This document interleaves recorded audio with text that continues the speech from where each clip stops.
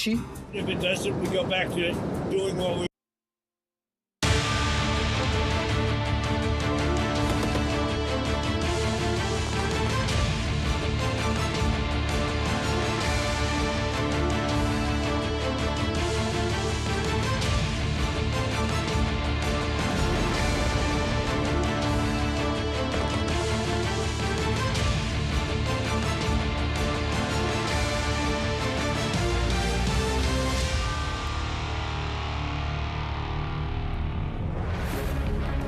سڵاوم بەخێر بێن بۆ بەرنامەی ئەمڕۆمان من بەفراوی نووری لەم کاتژمێرەدا پێکەوە پێداچوونەوە بە گرنگترین ڕووداوەکانی ئەمریکا و ناوچەکە و جیهاندا دەکەین. Ez jê Salih demê cerim îro şeşê meha gelawê jê ya sala 1726 Kurdî ye li beramber 28 tîrmeha 2026 Zaynê li gel me bimîne.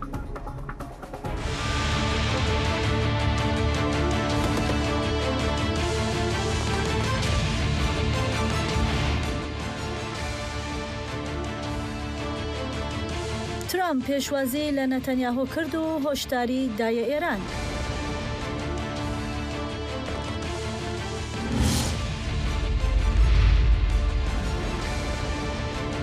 مراسم نشینا سناتور کوماری کوچکری لینزی گراهام لی کاتدرایی نیشتمانی واشنگتن بریو دچن.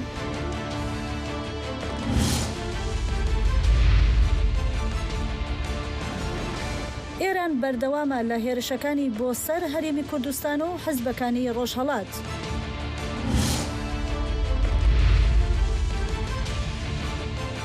ریوبرا نویا باجار قامشلوی جیهان حسام ده هفوینکی دا جدنگ امریکا را بحثا جیانا خو و پلان خوین خدمت کرنا باجر دکه.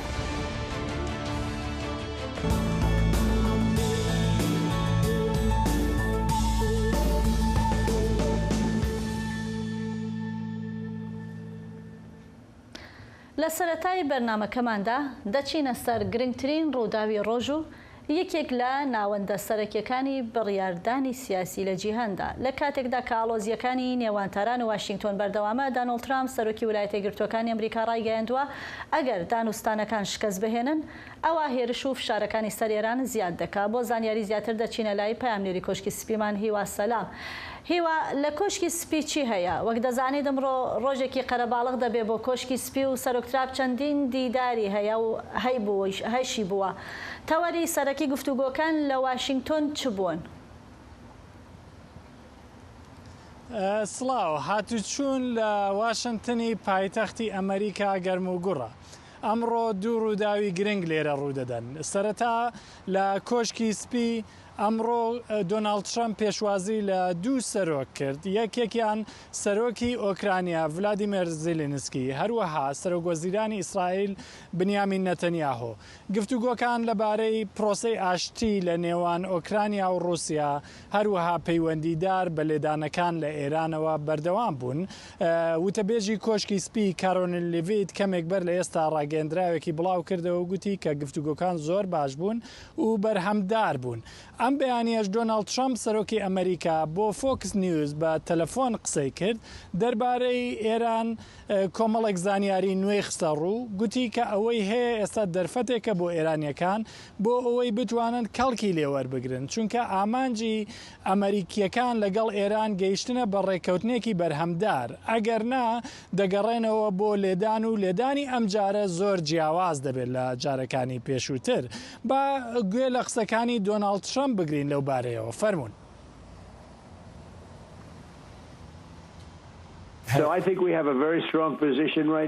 ئەگەر ئێرانەکان ڕێگنەکەون دەگەڕێنەوە بۆیان و وڵاتەکان وێران دەکەین. بە ئاسانی دەتوانین لە ماوەی کاتژمێرێکدا هەموو پردەکانیان بڕوخێنین.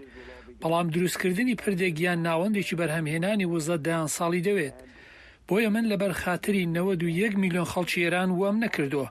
ئەوان تێدەگەن ئەگەر ڕێگنەکەون وا دەکەم و لە ماوەی دوو کاتژمێردا هەموو پردە گەورەکانیان خاپور دەکرێت و لە یەک ڕۆژدا هەموو سەرچاوەکانی وزان وێران دەکرێت. هەتا چارم هەبێت من نامەوێت وا بکەم چونکە من خۆم جاران لەو بوارەدا کارم دەکرد و تێدەگەم کە بنیادنان چەندە سەختە. هۆکاری دووەم کە واشنتۆن ئەمڕۆ هاتوچۆکان گەرم و گوڕن بابەتی پرسەی سیناتۆری کۆچکردو دۆستی کورد لینزی گراهامە. ئەمڕۆ پرسەی دۆستی کورد سیناتۆر لینزی گراهام لێرە لە واشنتن بەڕێوە دەچێت لە بەیانیەوە مەراسیمەکان دەستی پێکردووە. سەر لە بەیانی ئەمڕۆ جێدی ڤانس جێگری سەرۆکی ئەمریکا بەشداری لە مەراسیمەکە کرد و قسەی کرد و یادەوەریەکانی لەگەڵ لینزی گراهام بەبیرهێنایەوە و هەروەها ئێستاش پرسەکە لە دێری نیشتیمانی لە واشنتۆن بەڕێوە دەچێت و دۆناڵد ترامپ هەر ئێستا لەوێ ئامادەیە و لێدوان لەو بارەیەوە دەدات. بله پامنێری دنگ ئەمریکای کۆشکە سپی هیوە سەلام سپاسی بۆ وانزانیاریێنتە.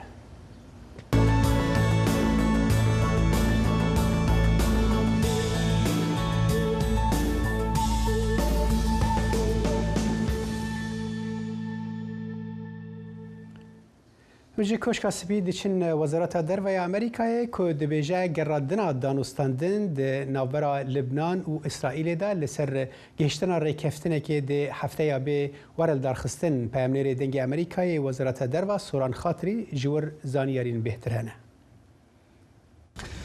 بەڵێ بەوتەی وەزارەتی دەرەوەی ئەمریکا ئەم دانوستانانە بڕیار وایە 13 تاک و 15 گەلاوێژ لە ڕۆم پایتەختی ئیتالیا بەڕێوە بچێ. هەر لەسەر ئەم بابەتە بەرپرسێکی وەزارەتی دەرەوەی ئەمریکا بە دەنگی ئەمریکای ڕاگەیاند کە ئەم دانوستانانە لەسەر ئاستی تەکنیکیەوە بڕیار وایە شاندەکانی هەردوو وڵاتیانەیە لوبنان و ئیسرائیل لەسەر چۆنیەتی جێبەجێکردنی تەواوی ڕێکەوتنی چوارچێوەی نێوان هەردوو وڵات گفتوگو بکەن. پەنجی پوشپەڕ بوو کە لێرە لە وەزارەتی دەرەوەی ئەمریکا لوبنان و ئیسرائیل و ئەمریکا ڕێکەوتن لەسەر ڕێکەوتنێکی چوارچێوەی نێوان هەر سێ وڵات. هەفتەی ڕابردوو لە یەکەم هەنگاوی جێبەجێکردنی ئەم ڕێکەوتنەدا ناوچەیەکی ئەمنی ئەزمموی لە باشووری لوبنان دروست بوو و لە سێ گوند لە باشووری لوبنان سوپای ئیسرائیل پاشەکشێ کرد لەو ناوچەیەوە سوپای لوبنان ڕۆشتە ژوورەوە کۆنتترۆلی ئەو ناوچەیە گرتە دەست. دروستکردنی ئەم ناوچە ئەمنی ئەزممویە یەکەم هەنگاوی جێبەرجێکردنی ڕێکەوتنی چوارچێوەی نێوان لوبنان و ئیسرائیلە کە چەند ئامانجی سەرەکی هەیە. یەکەمیان گەڕانەوەی سەروەری دەوڵەتی لوبنان و هەروە گەڕانەوەی دەسەڵاتی ئەرتەشی لوبنان و سوپای لوبنانە بەسەر هەموو ئەو وڵاتەدا. ئامانجی دیکەی چەککردنی حەزبوڵڵا و هەروەها لە نێوبردننی ژێرخانەکانی سەربازی ئەو گروپە تێرۆریستیایە لە باشووری لوبنان. ئێستا بڕیار وایە لە وتوژەکانی هەفتەی داهاتووی نێوان لوبنان و ئیسرائیل هەردوو لە لەسەر چۆنیەتی زیادکردنی ئەم ناوچانە یا بەرفراوانکردنی ئەم ناوچە ئەمنی ئەزممویانە لە باشووری لوبنان گفتوگو بکەن. هەروەها شاندەکانی هەردوو وڵات بڕیارە تاوتوێ چارەسەرکردنی گرژیە سنووریەکان بکەن لە نێوان هەردوو وڵاتەکە هەڵپەسێردراوە و هەروەها گفتوگو بکەن لەسەر ڕێکەوتنێکی گشتی یا بەرفراوان لە نێوان هەردوو وڵاتە. بەرپرسێکی وەزارەتی دەرەوەی ئەمریکا لەسەر ئەم بابەتە دەڵێ کە ئەم دانوستانانە دەرەنجامی دروستکردنی سەرکەوتوانەی یەکەم ناوچەی ئەمنی ئەزممویە لە باشووری لوبنان و هەروەها دەرەنجامی گفتوگۆکانی هەفتەی ڕابردووی جۆزف ئۆن سەرۆکۆماری لوبنانە لەگەڵ سەرۆک ترامپ سەرۆکۆماری ئەمریکا. بەوتەی ئەم بەرپرسەی وەزارەتی دەرەوەی ئەمریکا یەکەم ناوچەی ئەزمموی دەرفەتێکی بەرچاوە بۆ دروستکردنی پێشکەوتنی ڕاستەقینە لەسەر زەوی و هەروەها گەڕاندنەوەی سەروەری و دەسەڵاتی حکوومەتی لوبنان بەسەر ئەو وڵاتەدا لە ڕێگەی چەککردنی پشتڕاستکراوەی ڕێکخراوە تێرۆریستیەکانە و هەروەها دروستکردنی متمانەی پێویستە بۆ هەنگاوەکانی داهاتوو. ئەم بەرپرسەی وەزارەتی دەرەوەی ئەمریکا لە کۆتاییدا جەختی لەوە کردەوە کە ڕێکەوتنی چوارچێوەی سێقۆڵی تاکە ڕێگەیە بۆ بەدیهێنانی ئاشتی لە نێوان لوبنان و ئیسرائیلە و هەروها جێبەجێکردنی تەواوەتی ئەو ڕێکەوتنە لە بەرژەوەندی هەردوو وڵاتایە ئیدارەی دۆناڵد ترامپیش پشگیری سەرکەوتنی ئەو ڕێکەوتنە چوارچێوەیە دەکات لە نێوان لوبنان و ئیسرائیلدا. هەروەها فەرماندەی ناوەندی سوپای ئەمریکا لە ڕۆژهەڵاتی ناوڕاست سندکان بڕیارە چاودێری ئەم جێبەجێکردنی ئەم ڕێکەوتنەکە بە تایبەت چاودێری توانای سوپای لوبنان کا بۆ چەککردنی حەزبوڵڵا و هەروەها لە نێوبردننی ژێرخانەکانی سەربازی ئەو گروپە لە باشووری لوبنان.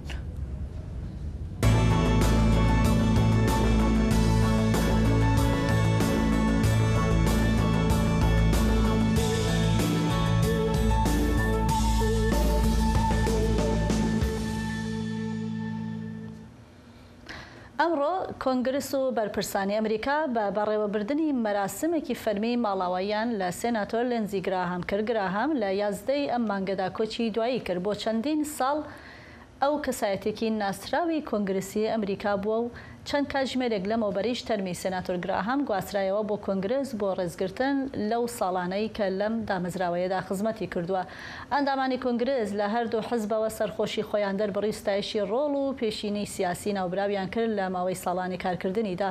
دوای ئەمەش تەرمەکەی گواسترایەوە بۆ کەتیدراڵی نیشتمانی واشنگتۆن و لەوێ بە ئامادەبوونی دانەڵد ترامپ سەرۆکی ئەمریکا و ژمارەیەک بەرپرسی باڵای حکوومەت و ئەندامانی کۆنگرس و کەسایەتی سیاسیەکانی هەردوو حزب و هەروەها میێوانانی بیانی ڕێوڕسمەکە بەڕێوە دەچێت. سیناتۆر لینزی گراهام لە ماوەی ژیانی سیاسیدا بە کەسایەتێکی کاریگەر لە واشنگتۆندا دەنرا، بە تایبەتی لە بواری سیاسەتی دەرەوە و پرسە ئەمنیەکان و پەیوەندیەکانی بەرفراوان بوو لەگەڵ ڕەوتە سیاسی جیاوازەکاندا. بۆ زانیاری لەسەر کەشوهەوای مەراسیمەکە و کاردانەوەی ئامادەبووان دەچینە لای پەیامنێری کۆنگرس مەریوان حەمە. مەریوان، کەشوهەوای ئەم بۆنەیە چۆنە؟ کێ بەشداری لە چالاکیەکەدا و لە ڕێوڕسمەکەدا کردووە؟ بەڵێ مەراسیمەکە لێرە وەکوت دوو مەراسیم هەبوو. مەراسیمی یەکەمیان کاژمێر دەی بەیانی کە کاتە سێ بە کاتی هەولێر لێرە دەستی پێ کرد کە تەرمی سیناتۆر گراهام هێنرایە ناو بینای کۆنگرێز لەلایەن چەند ئەندامێکی سوپاوە. ئەمەش وەکو ڕێزلێنان لەوەی کە زیاتر لە 20 ساڵ لە سوپایە کاری کردووە و زۆر هێنرایە ناو بینای سیناتەوە و لەوێ زۆربەی زۆری هەموو ئەندامانی سینات و زۆربەی زۆری ئەندامانی کۆنگرێز ئەنجومەنی نیشتیمانیش ئامادەی بوون. لەوێ وەک پێشتر هاوکارم باسی کرد جێدی ڤانس جێگری سەرۆکی ئەمریکا کە ئەو پێشتر سیناتۆر بووە وتارێکی پێشکەش کرد و هەروەها زۆربەی سیناتۆرانی تر نزیک بوونەوە لە تەرمەکەی و ڕێز و ستایشی خۆیان پێشکەش کرد. کەشەکە کەشێکی ماتەمینی بوو.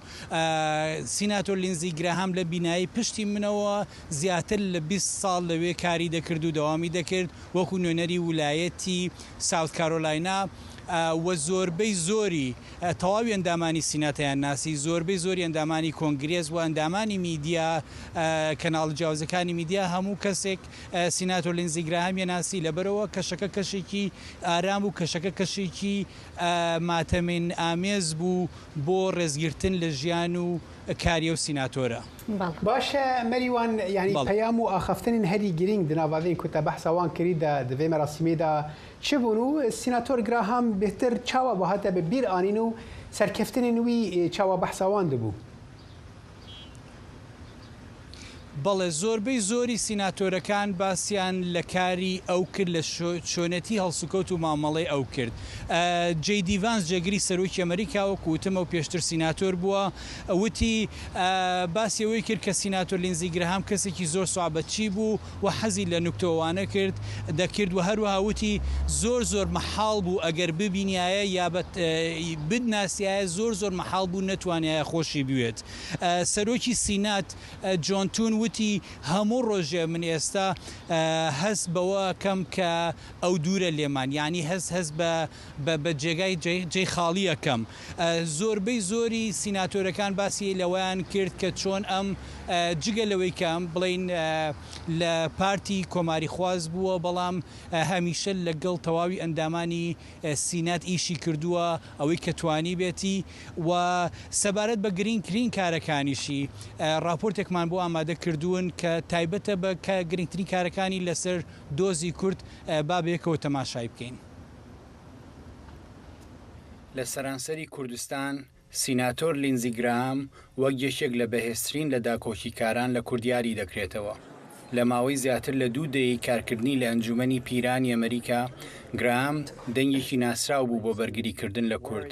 ئەگەرچی لە ژیانی سیاسی خۆیدا لەسەر زۆر بابەت هەڵوێستی گۆڕی بەڵام هەڵوێستی سەبارەت بە کورد نەگۆڕی. پێگە و کاریگەری سیناتۆر گراهام تەنها بە وتار و دەرکەوتنەکانی لە میدیاکانەوە نەبوو بەڵکو ئامادەی ئەو بوو بۆ بەکارهێنانی کۆنگرێس و هێزی یاسادانان لە پێناودا کۆکیکردن لە کورد.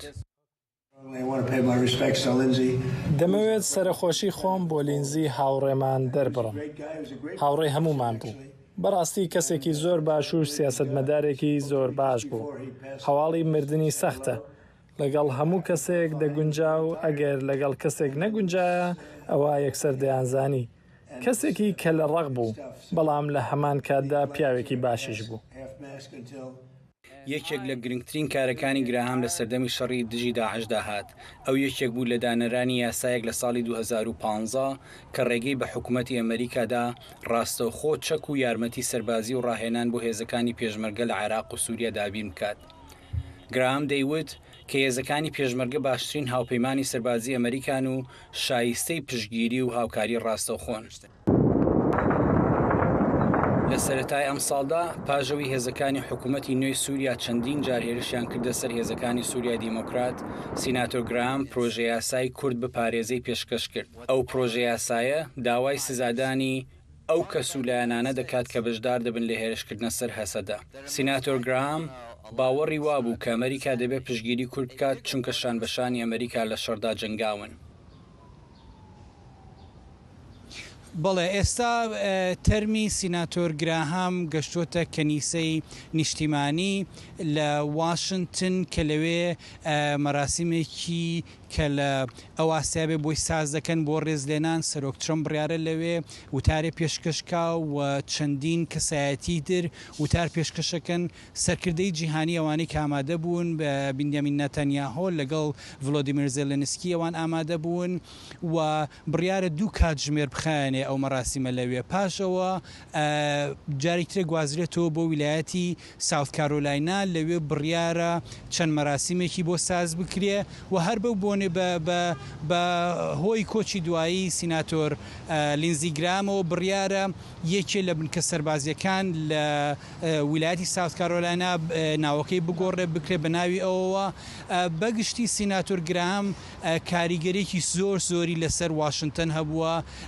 دیارە کە کورد بەوە دەیناسێت کە زۆر بەرگری لە کورد کردووە، بەڵام لێرەش هەمیشە لە میدیاکانە کەسێکی زۆر بەرچاو بووە، زۆر دەرکەوتنی هەبوو.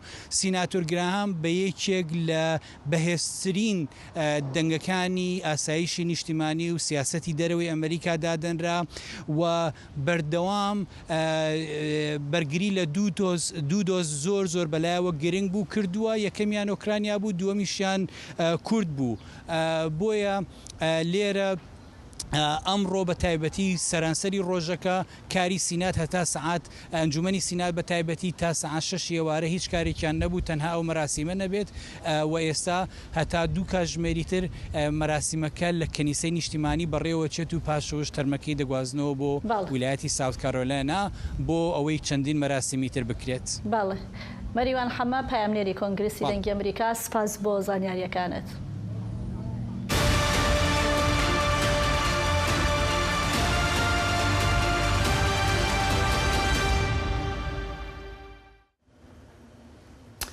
بله بینر هجام وگرن سردان سرک وزیر اسرائیل با امریکای و درداری در نتانیاهو لواشنگتن لگل سرک امریکای دونالد ترامپ کوم بو هفکارما فاطمه سندی هنزانیرند ده دم باش فاطمه تا چه آماده کریه؟ دم باش صالح اری راسته سروک وزیر اسرائیل بنیامین نتانیاهو ایرو سه‌شنبه دیگل سروک امریکا دونالد ترامپ هفدیتم پیک آنین و جهجی گوتنی کو او درست 5 مهان بسر شر ایران وچو و او یکم جاره کو نتانیاهو بیت واشنگتن پشتی دست بکرنا شری درست 28 ماه دو بی کو د شر دست بکر و ایرو 28 ماه هفته. نتانیاهو به سردانک فرمی هاتی واشنگتن دا تولی رو رسما ریزگرتنی سناتور لینزی گراهام ببه که شوا 11 تیر ماه ایسال و غیر کرد.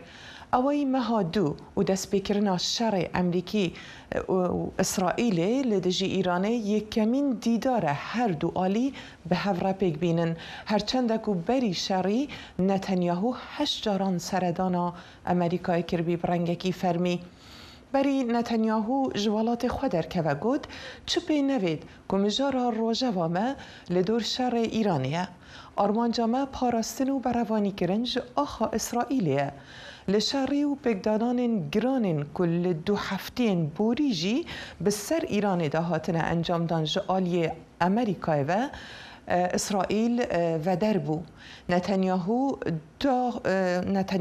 هر وسا داخویا کرن کوی لدور پرسن او لکاری جی باخوه و لدیو داخوزا سروک امریکا دونالد ترامپ ده به هندک هزین امناهی ناونتوی هنرنه نوواجر غزه هر وسا هندک جی هزان لشکری ده هنرنه باشورا لبنان زیده باری ویکه هجی گوتنه که اسرائیل و لبنان جی به انیت لدور مجارا حزب الله لإيطاليا لهفدو كوم ببن نتانياهو بنيته زانياريان سبارت برنامه ناوكيا إيراني لقل أمريكا باروه بگه برسك كو واشنطن و تل أبيب لسهر دو لسر هف بيرن و نتانياهو دبيجه بحر يكي هبه دي دست إيراني جدو ماندنو زخكرنا يورانيومي قطبكه و ناو إيران ببه خودان برنامه نافكي هم واشنطن هم جي إسرائيل لسر بخاله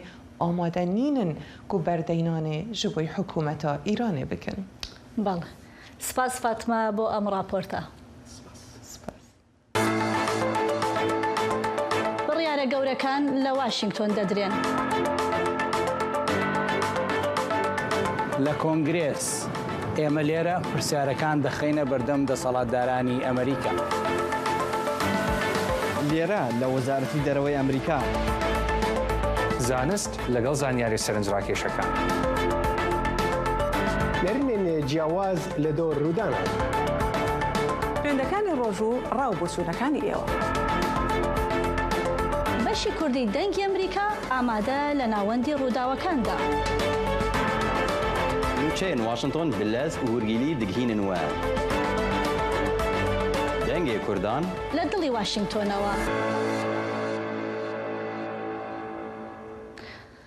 لە ماوەی 24 کاتژمێری ڕابردوودا هەرێمی کوردستان ڕوبەڕووی شەپۆلێکی نوێی هێرشەکان بووەتەوە کە دەگەڕێنەوە بۆ ئێران و گروپە هاوپەیمانەکانی هێرشەکان کە بە وتەی بەرپرسان و سەرچاوە ناوخۆیەکان زیاتر لە 40 دانە هێرش بوون.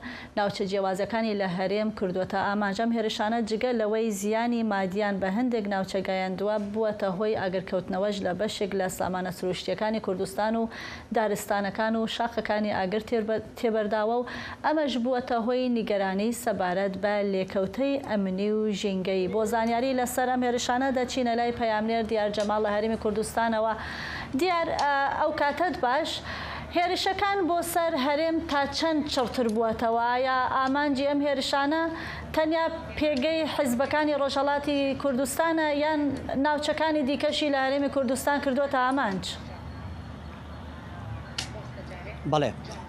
بەڵێ بەفراو سڵاوت لێبێ دیارە لە ماوەی 24 کاتژمێری ڕابردوودا بە گوێرە و زانیارێنی کە دەست ئێمە کەوتووە زیاد لە 40 هێرشی موشکی و درۆنی کراوەتە سەر خاکی هەرێمی کوردستان بۆ سنووری پارێزگاکانی هەولێر و سلێمانی دیارە بەشێکی زۆری لە موشک و درۆنەکان بەر سنووری پارێزگای هەولێر کەوتووە ئەوانی کرد بەر سنووری پارێزگای هەولێر کەوتون لەلایەنی سیستەمی بەرگری هێزەکانی هاوپەیمانانە و تێشکێنران و زەرورزیانی گیانی نەبووە تەنها زەرۆزیانی مادی نەبێ بەو پێیکە ئاگرێکی زۆر لە دوێنێەوە لە دەوروبەری هەولێر کەوتەوە هەروەها ئاگرێکی زۆر لە هەیبە سوڵتان لە سنووری کۆیە کەوتەوە ئەمە شوای کرد کە دارستانێکی زۆر لە سنوورەکە گەڕ بگرێەوە بسووتێەوە لە ناو بچێت و مەترسێکی ژینگەیەکی زۆر لە ناوچەکەدا دروست بووە و هەروەها بەرەبایانی ئەمڕۆ هێرشێکی دیسانەوە هێرشێک کرایە سەر نزیک گوندی تەگەران لە شارباژێر لە سنووری پارێزگای سلێمانی بە پێ و زانیارێنی کە دەست ئێمە کەوتووە هێرشەکە بۆ سەر تۆپخانی یەک بووەکە بە تۆپخانی یەک ناسراوە کە کۆگایکی چەک و تەقەمەنی هێزەکانی پێشمەرگەی کوردستان بۆ لەوێ بۆ هۆیەوە ژمارێکی زۆر لە چەک و تەقەمەنی لەوێ گڕیان کرد و ئێوارەی ئەمڕۆژ بڵێن دەستگای ئاسایشی هەرێم لە ڕاگەنراوێکدا باسی لەوە کرد کە لە دوێنێ دوو هێرشکراوە لە سنووری کۆیە بۆ نزیکەی 5 درۆن بووە و هەروە بۆ سنووری پارێزگای سلێمانی بەڵام باسی ئەوەی نەکردووە کە زەرۆزیانە گیانەکان چی بۆڵە زەرۆزیانی گیانی نەبووە تەنها زیانی مادی نەبێەوە نەچۆتە ناوەڕۆکی مەسەر شوێنەکانەوە موشکەکان بەرچۆ کەوتون و ئەمێ باستەوە بکەم بە شێوەیەکی گشتی ینی ئێران ماوەی چەند ڕۆژەکە هێرشەکانی بۆ سەر هەرێمی کوردستان چڕ کردووەتەوە ئەمە شوای کردووە کە خەڵکێکی زۆر لە ترس و دڵڕاوکێدا بن من کەمێک لەمەوبەر پەیوەندیم کرد بە وتەبێژی حکوومەت هێرێمی کوردستانەوە پێشەوە هەوەرامانی بەڵام دیارە مۆبایلەکەی بەردەست نەبوو نەمانتوانی پرسیاری ئاراسە بکەین سەبارەت بە ئێرشەکان سەبارەت بە لەوەی کە هەڵوێستی حکوومەت هێرێمی کوردستان چی بووە بە شێوەیەکی گشتی تاوکو ئێساکە لەسەر ئاستی حکوومەت و سەرۆکایەتی هێرێم لە ماوەی ئەم 1-2 ڕۆژە باسەکەم هیچ هەڵوێستێکی ینی فەرمیان نەبووە لەبارەی ئەو کاردانەوەی ئەو هێرشانی کە دەکرێنە سەر خاکی هێرێمی کوردستان. باشە دیار ئەف ئێرشێ کورد دەبن ینی کەس بەحسەوان دەکێت کوژ کورد دەبن و چ جورە درۆن و موشک بوان ئێریش دەبن؟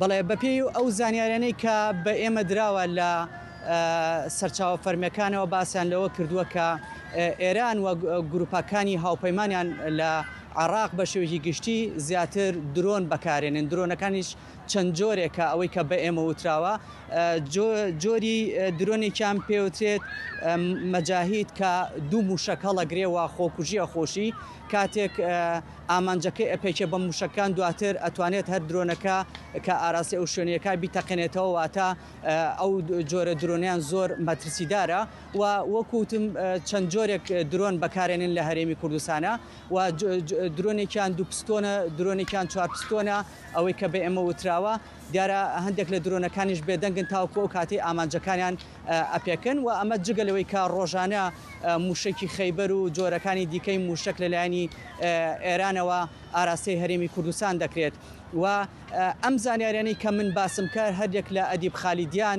سەرکردە لە پارتی ئازادی کوردستان پشڕاستی کردەوە وتی بەڵێ ئەو جۆرە درۆنانە بەکار هاتووە دژ بە هێزەکانمان لە خاکی هەرێمی کوردستان بە تایبەتی لە سنووری هەولێر و هەروەها بڵێن ئازاد سەڵواتی ئەوش کە یەکێکە لە بەرپرسانی ئەمنی کۆمەڵی زەحمەتکێشانی کوردستان ئەوەی پشڕاست کردەوە کە بەڵێ ئەو جۆرە درۆنانە لە هەرێمی کوردستان بەکارێنرێت و زانیارێکی دیکە شەیە بەدەر لەوەی کە بڵێن ئێران لە پیرانشار و لە سەردەشت لەوێەوە ئاراستەی موشک و درۆنەکان ئەکەن بۆ خاکی هەرێمی کوردستان لەمان کاتە لە ناوخۆی عراقیش بڵێن لە سنووری پارێزگاکانی کەرکووک و هەروەها مووسڵ لەوێەوە درۆن ئاراستەی هەرێمی کوردستان دەکەن و هەمان ئەو درۆنەیە کە ڕژێمی ئێران دژ بە خاکی هەرێمی کوردستان بەکاری دەهێنێت.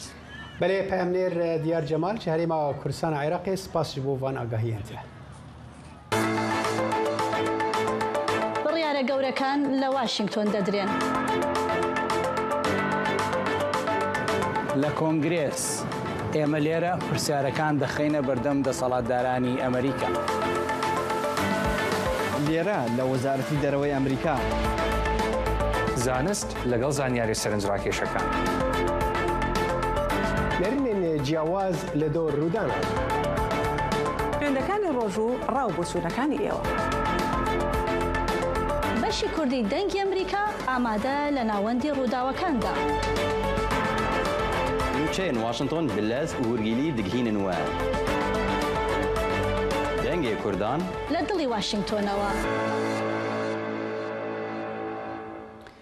بەرێ ئەم هەر لە عێراقێ دەبینن لە vêcereyê girêdayî Tirkiye Iraq rastî pirsgirêkên ciddî yên aboriyê û ewlehiyê bûye ku ji ber kêmfirotina petrolê xirabtir dibin û ji bo we jî niha serdana Serokwezîr Elî Zeydî ya Tirkiye gelek balê dikişîne.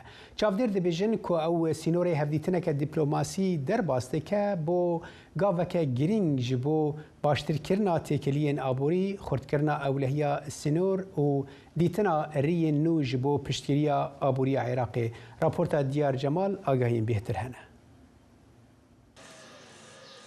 لە کاتێکدا عراق لە نێوان ناسەقامگیری ئاسایشی و قەیرانێکی خنکێنەری ئابووریدایە کە دابەزینی فرۆشی نەوت لێکەوتەکانی قورستر کردووە. گەشتە دەرەکیەکانی سەرۆکوەزیران بەردەوامن. بەڵام ئەم جاریان سەردانەکەی بۆ تورکیا جیاوازە. شەقامی عراقی و چاودێران وەک وەچەرخانێکی استراتیژی ناوی دەبن. بە بڕای ئەوان ئەمە تەنها دیدارێکی پرۆتۆکۆڵی دیپلۆماسی نەبوو، بەڵکو نەخشە ڕێگایەکی نوێ بوو بۆ داڕشنەوەی هاوکاریە ئابوووریەکان و سەقامگیری سنوورەکان بە ئامانجی دروستکردنی هاوسەنگێکی نوێ لە ناوچەکەدا. عێراق دەوڵەتێکی دەڵەمەیە هێشتان لەسێر پێی خۆی نەوەستاوە نەیتوانێت ڕابوەستێ بۆیە ئەم سەردانانەی بەڕێزێدی بۆ ئەمریکا هەم بۆ ئێران هەم بۆ تورکیا و لە چەند ڕۆژی داهاتوش بۆ سعودی هاچێت ئەمە لە ڕووی ئابووری لە ڕووی ئەمنی لە ڕووی پەیوەندی نێودەوڵەتیەکان لە ڕووی پەیوەندی سیاسیەکان زۆر گرنگە بۆ عێراق لەوانە ئەوەی ڕێککەوتنەکەی ئاوە کەوا ئێستا بڕیارە لەگەڵ سەردانەکەیە ڕێککەوتنەکەی کەوا لەسەر تابەشکردنی ئاو لە نێوان تورکیا و عێراق کراوە ینی ئیمزا کراوە بچێتە بۆی جێبەجێکردنەوە جگەلەوە بەڕاستی تورکیا دەوڵەتێکی ئابووریکی گەورەی هەیە شتێکی زۆر هەناردەی عێراقەکە بە گوێرەی زانیاریەکان دۆسیەی وزە ئاسایشی ناوچە سونرەکان و داهاتووی ئابووری عێراق و ئاسایشی ئاو تەوەری سەرەکی کۆبوونەوەکانی ئەنقەرە بوون کە تیدا هەردوو لە هەوڵیاندا خاڵە هاوبەشەکان بەهێزتر بکەن و زەمینە بۆ ڕێککەوتنی درێژخایەن خۆش بکەن. لەگەڵ هەڵگیرساندنی جەنگی نێوان ئەمریکا و ئێران فرۆشی نەوتی عێراق لە 3 ملیۆن و 500,000 بەرمیل لە ڕۆژێکدا کەمی کردووە بۆ نزیکەی 500,000 بەرمیل لە ڕۆژێکدا. ئەوەش عێراقی تووشی شۆکێکی گەورە کردووە بۆیە ئێستا زەیدی بە دوای ڕێگا چارەیەکە بۆ ئەوەی نەوتەکەی لە ڕێگەی تورکیا بفرۆشێت. عێراق ئەمڕۆ دەستی کردووە بە دروستکردنی پەیوەندیەکی باش لەگەڵ دراوسەکانیدا ئەو وڵاتانەی کە کاریگەری ڕاستەوخۆیان لەسەر ئابووری عێراق هەیە و کاریگەری گەورەشیان لەسەر بارودۆخی ئەمنی هەیە لەبەر ئەوە چەندین ڕێککەوتن هەن کە حکوومەتی عێراق لە سەردانەکەیدا بۆ ئەنقەرە واژووی کردوون لەوانەش ڕوبەڕووبوونەوەی تیرۆر هێنانەدی ئاسایشی هاوبەش و نەوت و هاوکاری ئەمنی و ئاڵوگۆڕی زانیاری هەواڵگری لەسەر ئاستی هەردوو وڵات علی فالح زەیدی سەرۆکوەزیرانی عێراق دوای گەڕانەوەی لە ئەمریکا سەردانی هەرێک لە وڵاتانی ئێران و تورکیای کرد و بڕیاریشە بەم نزیکانە ڕوو لە سعودیا بکات. ئەم جوڵانی زەیدی بە خوێندنەوەی چاودێران هەنگاوێکە بەرەو بەهێزکردنی بنەماکانی ئابووری عێراق و پاراستنی سەروەری وڵات لە دەسوەردانی دەرەکی بەڵام ئەوەی کە ئایا عێراق لە دروستکردنی ئەم هاوسەنگێدا سەرکەوتوو دەکات یان نا بە کراوی دەمێنێتەوە. دیار جەمال دەنگی ئەمریکا کەرکووک. سەرۆکوەزیرانی عێراق لە سەردانەکەیدا بۆ ئەنکەرە لەگەڵ سەرۆکۆماری تورکیا کۆبووە لەو دیدارەدا پرسە گرنگەکانی وەک وزە هەناردەکردنی نەوت بازرگانی و ئاسایشی سنوورەکان تاوتوێکران. کۆبوونەوەکە لە کاتێکدایە کە پەیوەندیەکانی نێوان بەغدا و ئەنکەرە و هەروەها ڕۆڵی تورکیا لە پرسی وزەی عێراق و هەرێمی کوردستان گرنگی تایبەتی خۆی هەیە. هاوکارم ئۆزلەم یاساگ لە ستودیۆ لەگەڵمانە بۆ گفتوگۆ لەم بارەیەوە. ئۆزلەم ئەمەوێ بزانم دەرەنجام و ئەنجامەکانی هەرە گرنگی ئەو کۆبوونەوەی نێوان ڕەجەب تایب ئۆردوغان و عەلی زەیدی چ بووە؟ براستی بفرا لەگۆر داخوایانی نوان کو پیشتی هێودیتنێ د پرس کۆنفەرانسێ دێ دیارکردن خۆیا دکە و gelek ئەنجامên گرنگ پێک هاتنە. بەریا هەر تیشتی ئەردوان گوت ku wî bi zêdî re gelek mijarên stratejîk yên hevkariya bazirganî, enerjî, qada bervanî û evlehiyê nirxandiye. Her wiha her du rêberan rewşa herêmî yên wek welatên Sûriye, Iraq, İran û Filîstîn jî nirxandine. Lê ya herî giring Erdogan got ku Ankara û Bexda li ser pêvajoya Türkiye bê teror ku binav dike di diyalogek nêz dene ku Alî Kurd vê pêvajoyê wek pêvajoya aştiyê binav dike. Wî got ku her du welat armanj dikin ku li herêmê heremeke berfirehtir ya bê teror ava bikin. Lê Erdogan hürgüliyekî zêdetir eşkere nekir. Her wiha wî behsa projeya riya pêşketinê kir û got ku em ê kendavê bi riya Iraqê û Tirkiyê girêdayê bazarên Ewropî û cîhanî bikin. Em hemû ez bawerim projeya riya bi pêşketinê zanîn lê hevkariyek wa nêzik ji aliyê her du rêberan de encamek giring e. Lê Zêdî jî nîşan kir ku di سرداناوی نتنی سردانک فرمیه لی نیشانک گرینگیا تکلین هر دو ولاتان ین دیروکیه زیدی هر وها گوت کو ده العراق ده چمیوانی گرینگ هنه لی نها او چمک سیسیان دخوازن کوی وک چمی بازرگانی بناف کر لی لگور داخویانیم کو ده پرس کنفرانسی ده ام دکارم بیجیم کو یا هری گرینگ پیمانا قادا انرژی یا دنابرا هر دو ولاتان دا بو اردوغان اف پیمانا انرژی کو ایرو لانقره هات امضا کرن و گاوه کی هری گرینگ بناف کر جبر کو به وی پیمانه جی ایرو شونده و انقره بو شریک عراق یا لخبات پترولا یا لحرما کرکوکی باشه ازلم تبحث پیمانی کرد او پیمان باندورا و سر حریم کردستان و ساتوی کرکوک جی کتزانی که گلک شکست باره یعنی باجاری که گلک زنگینه به پترول آخوا و باندور لسر وان چه بله بریا کو باندورا و ام دکان کرتاسی صالح بیجن کو اف پیمانا چیه ایرو دنابرا TPAO yani kampanya fermi ya petrol ya Türkiye u BP enerji ya xebatên ku li Kerkûkê dimeşînin hat imza kirin li gor vê peymanê Türkiye bi fermî ji sedî 15 şirîkên vî kampanya li Kerkûkê bi dest xistiye. Ev tê çi wateye? Tê wateya ku ew Türkiye bi fermî bibe şirîkê xebatên lêgerîn û hilberîna petrolê ya li herêma Kerkûkê.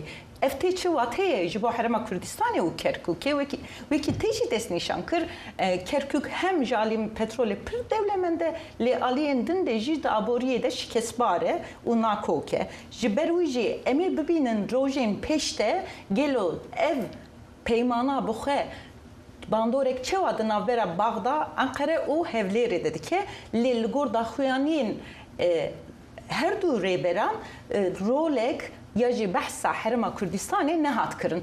Giringiya vê peymanê salih hîn de Türkiye ji îro şunda ne tenê rêka derbazbûna petrola Iraqê û herêma Kurdistanê ye.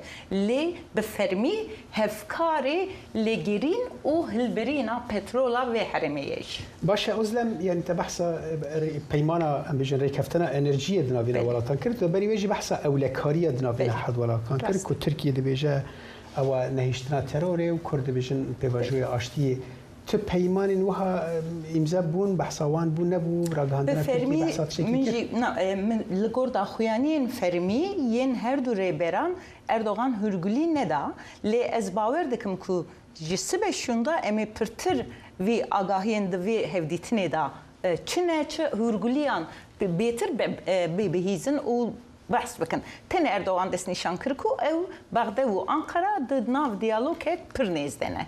بەڵێ سپاس ئۆزلەم بۆ زانیاریەکانت. سپاس خۆش بفرە.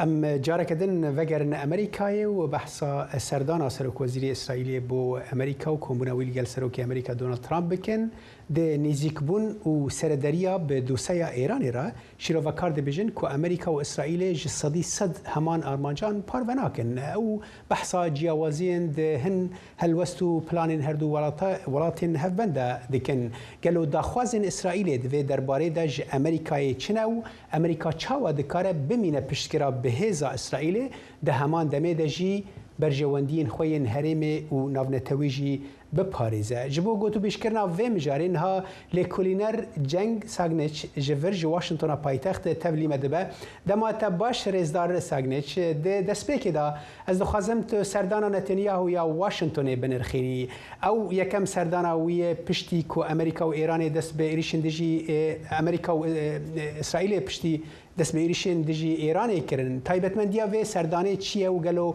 درباره جیاوازی ده هلوست وان دا نزیک بونه که امریکا و اسرائیل دور وان چاود کاره در که به پیش سپاس که صالح وقت تجی آماجه پیکر آرمانجین اسرائیل و آرمانج امریکا نسبت رشداتا ناوین تایبەتی مثلا ایرانی دن نیکن آرمانجین هفبش پاربلاکن بله هندک گوتو بیجی هات بکرن کو پیوندی اسرائیل و امریکا جی تیک جونا سردانا سرک وزیران نتنیاهو بو واشنطن وكو جوابك بو برسلك بو بوان دعاين كو بيوندين امريكا واسرائيل هردي آست سياسي دبلومات كاري دجي تيجونا طيبتي بشتي هندك لدوان جيجيري سروكي امريكا جي دي فينس هندك اس دي اي وان تشتغل كربون كو بيوندين امريكا وبيوند رجال اسرائيل جبر شرعي ايراني تيجونا فتشت دركه النراستن بيوندين امريكا واسرائيل بردوام من بلي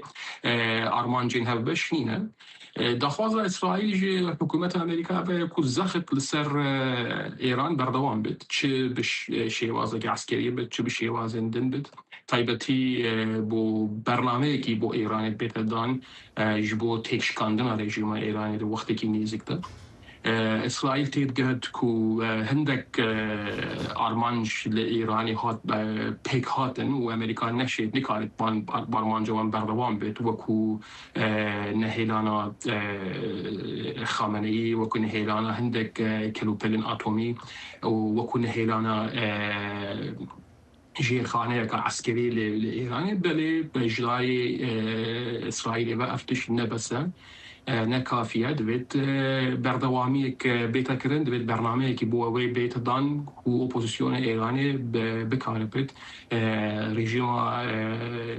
رژیم ایرانی تکش کنید هر حال دبی که جنگ اویک ورن گوتو بیشکرن درافینا هر دو امبیجین سرکردن دا هیرو لکوشکا سپیو لی هر درباره جیاوازیان هلوستان دا زانن کو اسرائیل لدیجی وی که کو امریکا فروکن F-35 بفروشه ترکیه و سروک ترامپ جی پلانا وی که دکه کو بفروشه براستی لگور خواندنا تا اویک چاوا دکاره چاره سر ببد نافینا هر دو سرکردیان ده براستی از باور نکم و ببت آریشیک نابر اسرائیل و امریکا چونکه اسرائیل تنینین الکل دیجی فروشتنا با F-35 بید با ترکیه عندك ولاتين كندافي جينا الجلوي عندنا وولاتين أوروبي جينا الجلوي عندنا بس باورناكم أبا يعني يجي مسألة إيران ولبنان بتر بيت سر آراء وسر قلتو بيشكرني يجمن و تركيزا فوكسا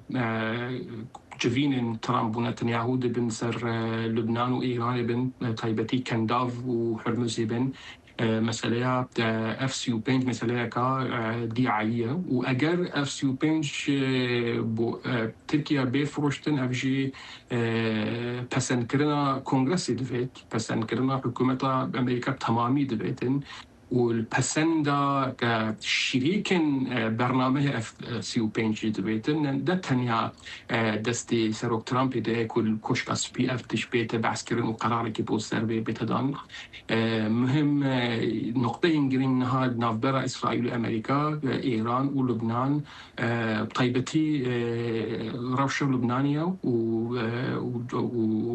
والروشة تكشكاندنا برنامج تكشكاندنا رژیم ایرانی نک F-35 باشه که جنگی ایرو وزیر بروانی اسرائیل کاتس گفت که ولات وی براستی دخوازه ایرشی آرمانجین انرژی ایرانی بکن لی امریکان ها دستور ناده شخوا اسرائیل جی دوان 13 روزین ایرشین امریکای دا بشتر نبو اف جبو چه یعنی لگور خواندنا ته چواته بتایبتی دالی امریکای دا دو تشتن یک امریکا چه هیوی نمایه که بوان هیریشن اسمانی و رژیم ایرانی بشکل اوه یعنی باور حکومت امریکا یاج امریکان به اپوزیسیون ایرانی و اسرائیل 6 روز وقتی وان هبو با گهورین رژیمی و دستی وان نهده کردن حتی پیشنگی رژیمی خامنه‌ای جهات کشتن چه گوران کاری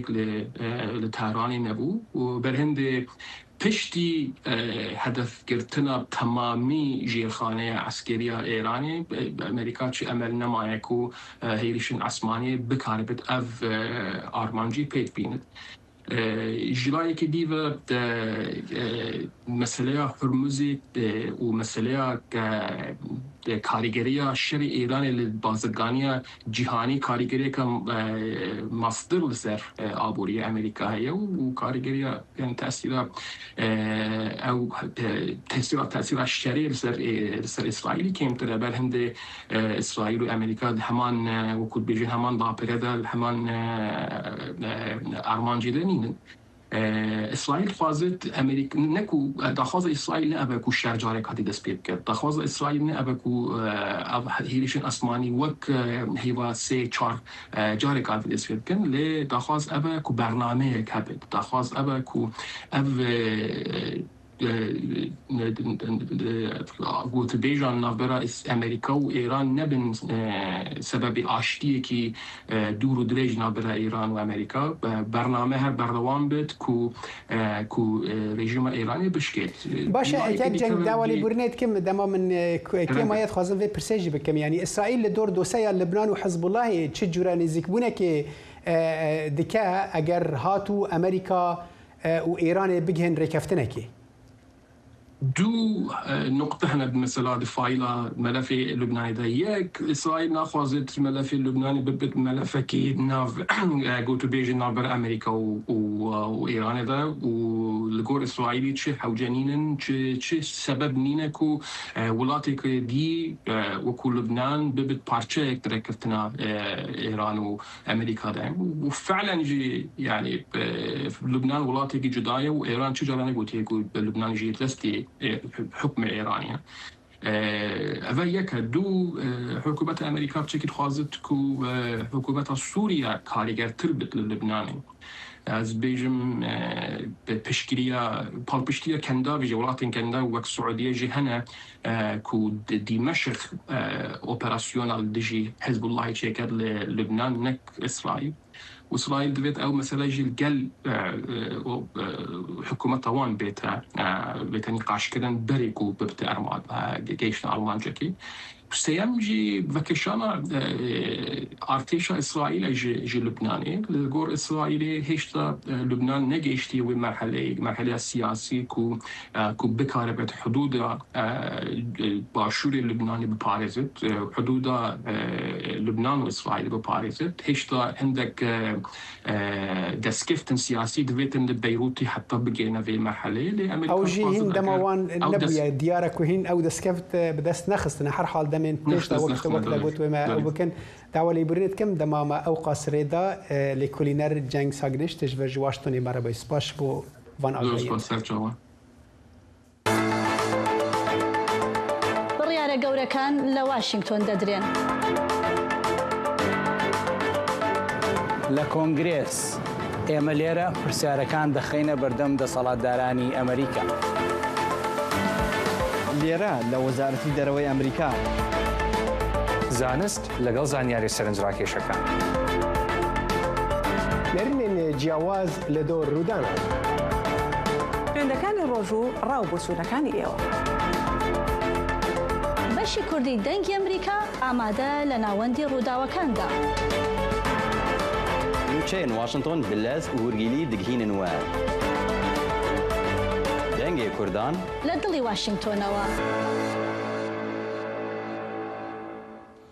اما في جاريجي بچن سوريا ريفبرا نويا باجار قامشلوية خانم جيهان حسام ده هفيفينة كتايبتا جدنج أمريكا را بحثا جيانا خو بلانين خوين جبو خدمت كرنا باجر دكا أو هروها نرين خوا وكو يكم خانم ده ديروكا سوريا دا كو بوستكا وها وردقرا پارودكا پامنير أمجد كردو پيرا آخفي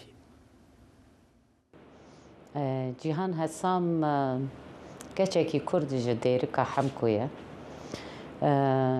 شرط و مرجن کو سوری تیدا در باس بو و تایبت بره کو چاوا 9 ملیون کرد د جزیره ده به ناسنامه بو جوی جغرافیت و جوی ایشه اجی کچکه کی جوی جغرافیت ما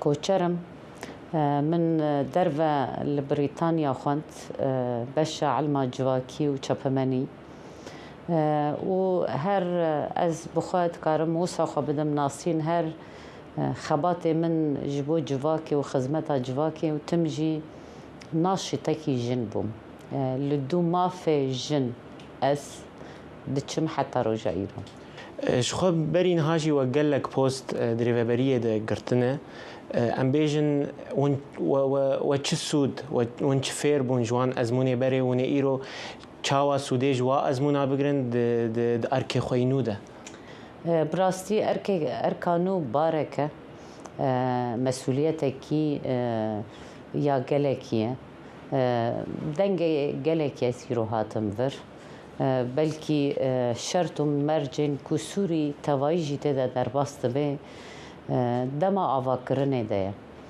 اف تجربه و خبرت ایکو حتی نها از هاتمه کو گلک آلان جدا ده کو مخابات مشاندیه اف جبو من و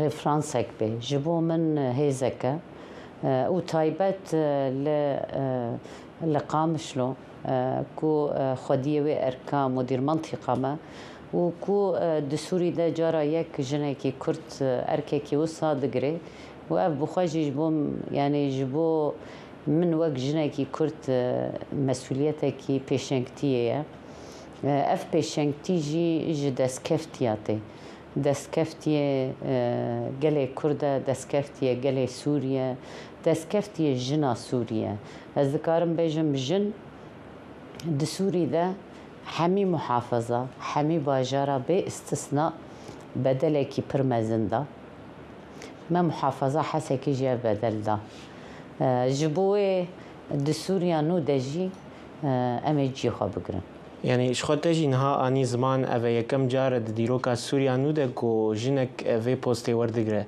يعني دوه روجه ده پیاما و چیه يعني ام بیجن ون چه پیام دن بتایبت جنين سوري بخوا وكي جن گراف باركي گراند که اوه سرمله من وكي جنكي كرت خودیه کو هر دو ناسنامه وك جن وكي جنكي كرت همش بو قلي خوا قلي منكو وكي كرت امجي قرك بحر خوا هر دري سوريانو دا بقرن هم د زمان دا د آواکرنا سوريانو دا ما في قلي كرت دوار دستوري دا وري داين دي سانه وكي جن ما في جن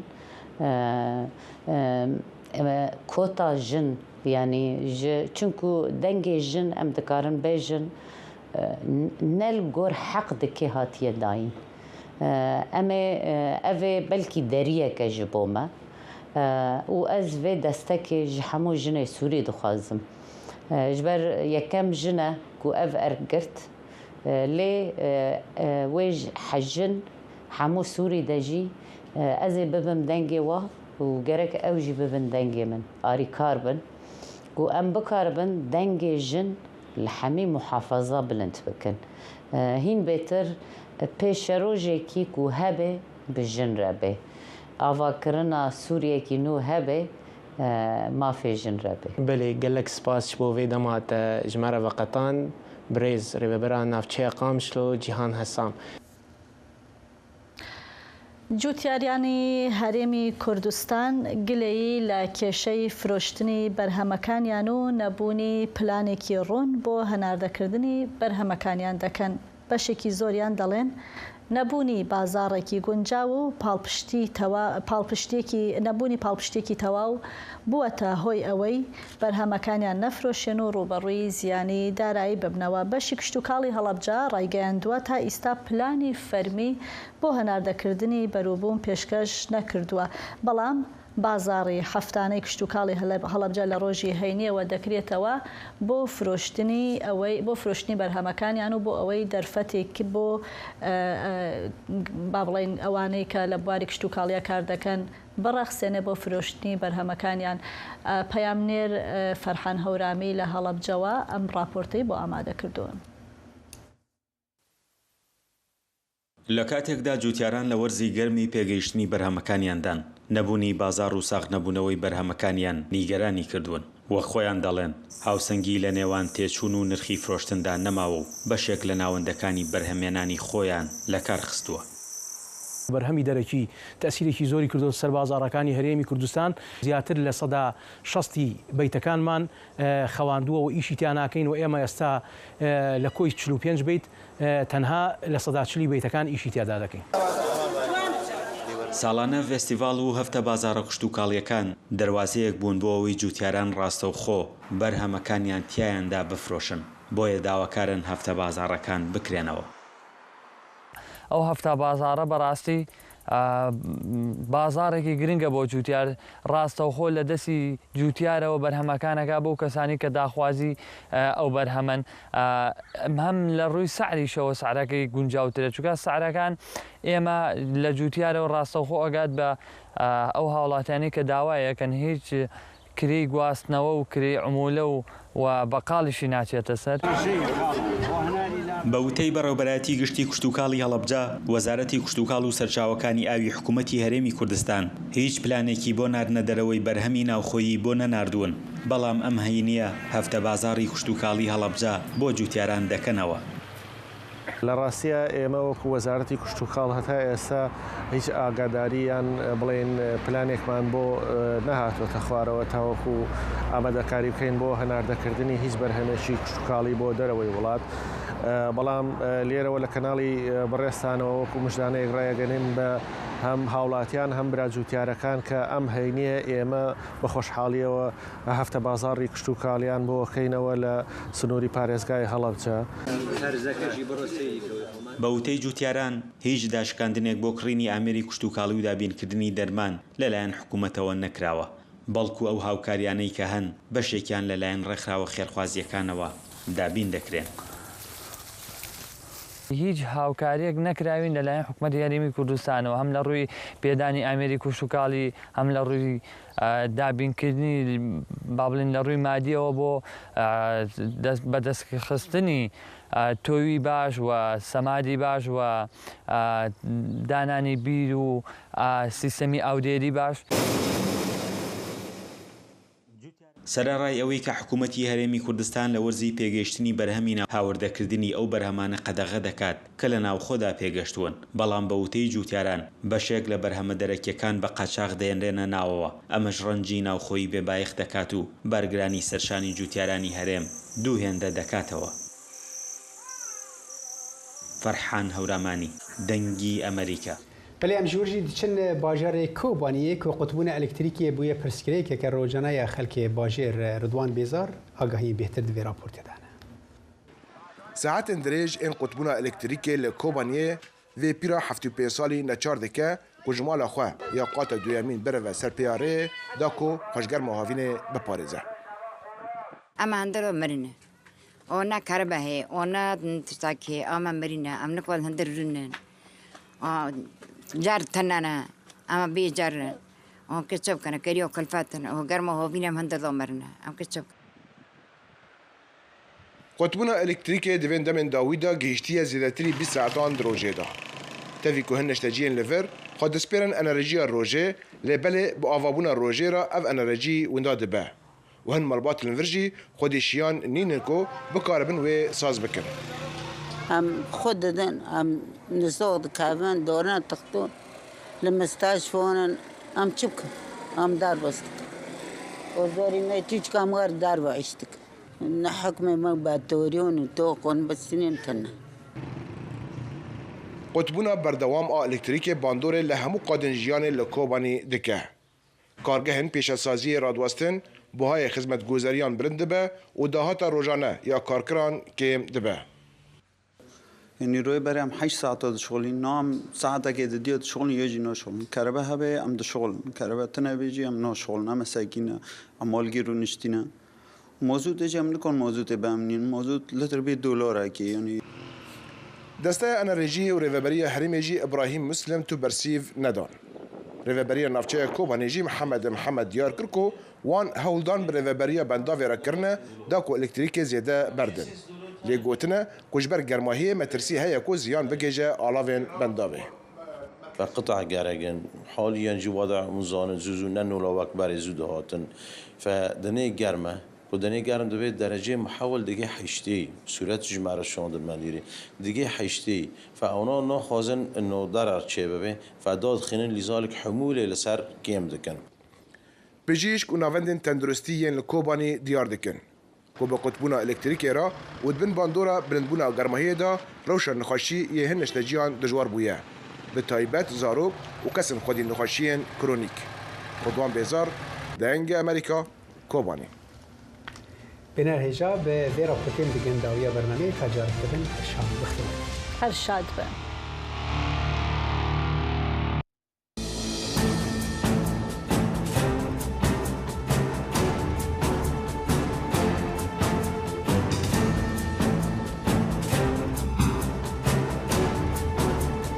سلام به برنامه خبری صدای آمریکا خوش آمدید. امروز دوشنبه 28 ماه جولای سال 2026 میلادی است. من سحر عظیمی هستم.